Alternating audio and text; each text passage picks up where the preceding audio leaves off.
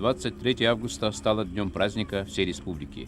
Торжественное открытие в этот день пускового комплекса Нюрбинского горно-обогатительного комбината общественность республики отметила непосредственно на Накынской производственной площадке и в двух городах республики – Мирном и Якутске, а 26 августа в Нюрбе.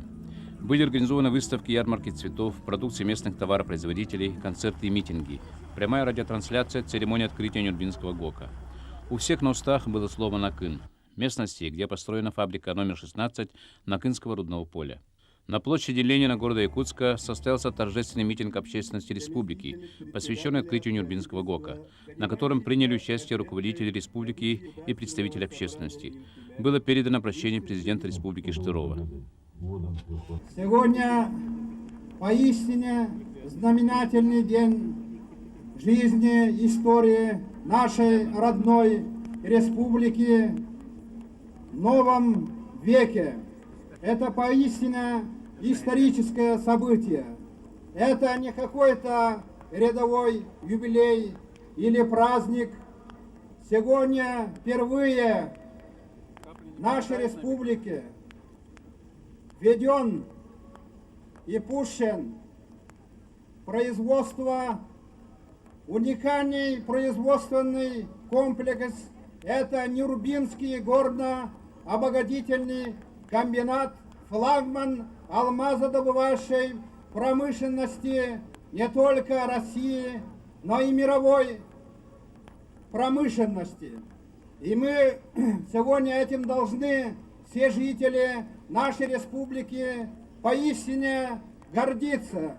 Я хотел бы сегодня от имени руководства республики, от имени президента Государственного собрания Ултумен, правительства, общественности республики поздравить с этим замечательным событием. Я хотел бы сегодня от всей души сказать слова восхищения нашим геологам, которые в 94 и 96 годах открыли две трубки на Накынском рудном поле.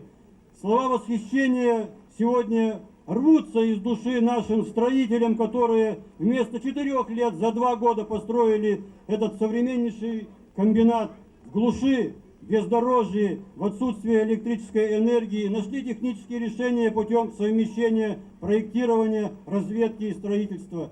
И, конечно, мы восхищаемся перед алмазодобытчиками, которые, имея огромные традиции, сегодня начали эксплуатацию этих двух уникальных трубок.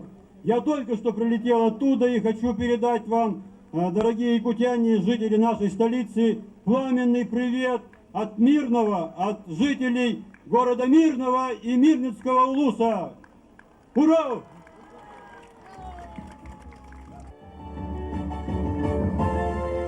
Ветеран алмазодобывающей промышленности Георгий Балакшин напомнил о великих открытиях в 50-х, а студент горного факультета Якутского госуниверситета Артем Филиппов пообещал от имени молодежи стать высококвалифицированными специалистами на благо развития республики. Затем состоялся праздничный концерт мастеров искусств, народных коллективов и молодых эстрадных исполнителей. Несмотря на дождь, народ внимал любимцам эстрады. В честь этого события небо над Якутском, Мирным и Нюрбой украсили праздничные фейерверки, которые ознаменовали начало нового этапа в истории алмазодобывающей промышленности Якутии.